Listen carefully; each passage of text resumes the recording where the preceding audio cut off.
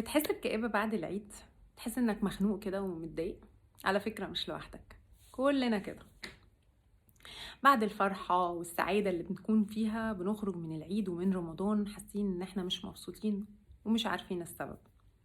حابة أقول لكم إن في أسباب بجد يا جماعة واقعية جدا ومنطقية جدا بتكون هي السبب في إن احنا بنحس بالاكتئاب ده. إيه هي الأسباب؟ رقم واحد، تغيير الروتين فجأة. روتين حياتك أو يومك فجأة بيتغير. رقم اتنين، عدم تظبيط مواعيد النوم. فجأة بتنام متأخر جدا، تصحى متأخر، تصحى جسمك مكسر، مش فايق، مش مركز. الأكل، كمية السكريات اللي بتاكلها في خلال 30 يوم رمضان و3 أيام العيد مش طبيعية. مع قلة المية. الفراغ العاطفي. 4. يعني إيه فراغ عاطفي؟ هقول لكم. متعودين في رمضان وفي العيد على لمة العيلة، 30 يوم يا جماعة بنفطر مع بعض في نفس الميعاد على نفس السفرة وبنتفرج على التلفزيون مع بعض واحنا بنبقى مبسوطين جدا. وفجأة الروتين ده اللي احنا متعودين عليه ولمة العيلة فجأة بيختفي، فبنحس بالفراغ العاطفي. ايه الحل؟ هقول لكم كده شوية خطوات لو عملناها بجد يا جماعة نخرج من الموضوع ده بسرعة جدا، احنا نكاد ان احنا مش هنحس بيه اصلا. رقم واحد، تظبيط مواعيد النوم. ظبط مواعيد نومك، ان احنا نظبط الساعة البيولوجية بتاعة جسمنا. هنعملها ازاي؟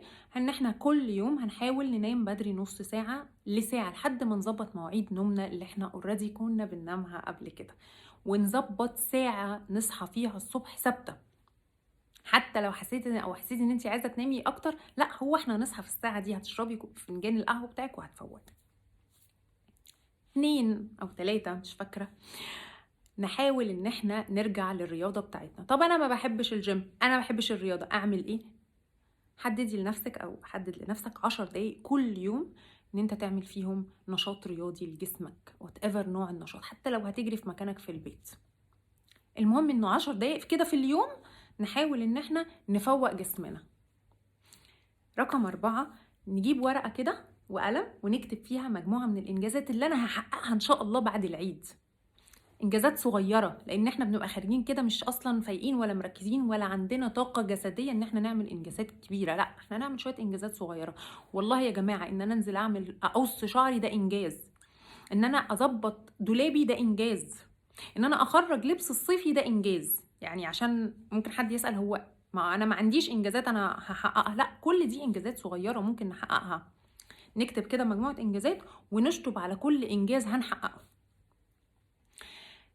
رقم 5، ان احنا نحاول نظبط اكلنا الصحي، لان احنا اكيد بوظنا نظام اكلنا في رمضان وفي العيد، اكلنا حلويات كتير جدا واكلنا مقالي كتير جدا، فحاول نرجع لللايف ستايل او الهيلثي لايف ستايل اللي احنا متعودين عليها. لو انت اصلا مش متعود عليها يا جماعه، حاولوا يبقى فيه نظام صحي في حياتنا في الاكل. اهم حاجه شرب الميه، اللي للاسف كمان في رمضان بنكون قللناها جدا.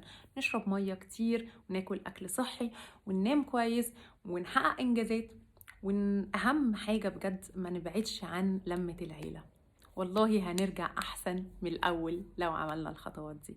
وكل سنة وانتم طيبين يا رب، ويا رب تجعل ايامنا كلها سعيدة ونكون فرحانين ومبسوطين.